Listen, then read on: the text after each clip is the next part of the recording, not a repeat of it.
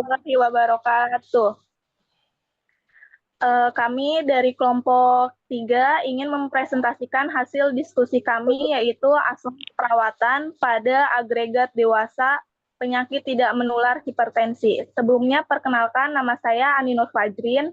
Saya Muhammad Adi. Dan rekan-rekan Saya Muhammad Adi Setiawan.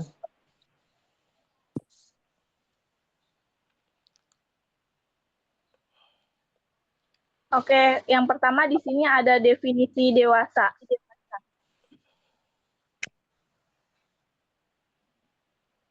Next. Definisi agregat dewasa yaitu masa ketika usia sudah di atas 21 tahun. Masa dewasa yang penuh tantangan, penghargaan, dan krisis.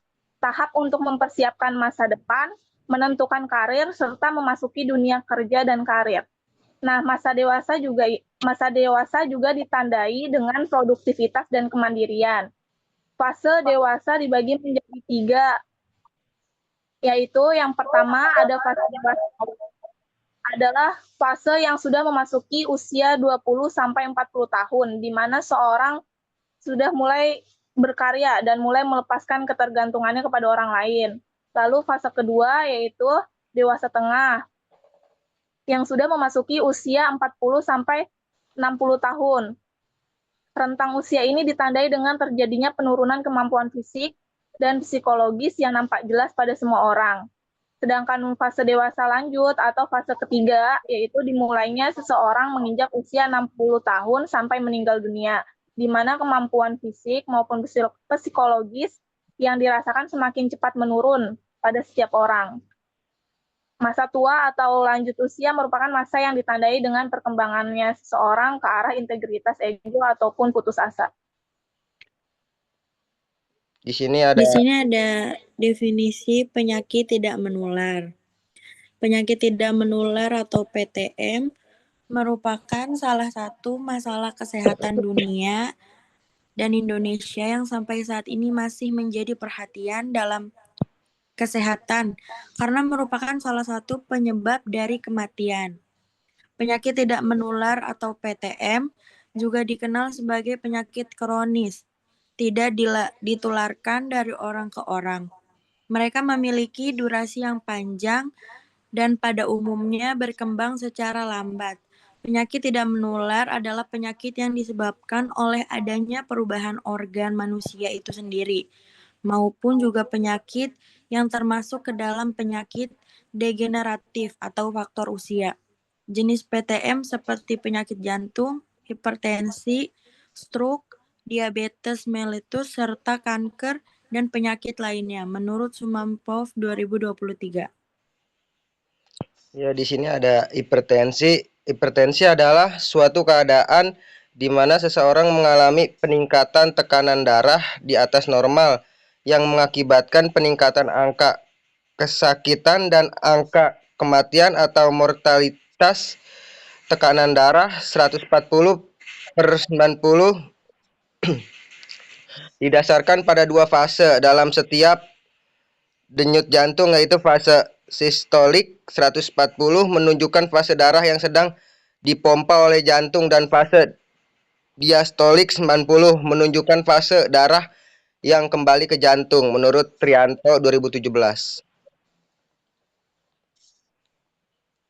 Di sini ada contoh kasusnya. Yang pertama itu pasien bernama Nyonya N berusia 40 tahun datang ke RS Sultan Agung Semarang dengan keluhan utama yang dirasakan Nyonya N yaitu pusing dan sakit kepala bagian belakang sejak 3 hari. Alasan Nyonya N masuk rumah sakit yaitu pasien merasakan pusing dan sakit kepala, mual, badannya badannya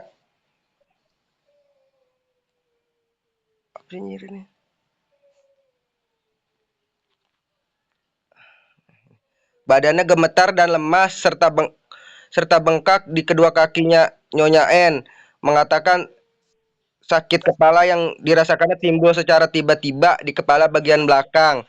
Nyeri yang dirasakannya hilang timbul dengan skala nyeri 4 dari 1 sampai 10 menggunakan skala numerik. Nyeri yang dirasakan cenut-cenut seperti dipukul sehingga mengganggu pola aktivitas akibat nyeri yang dirasakannya.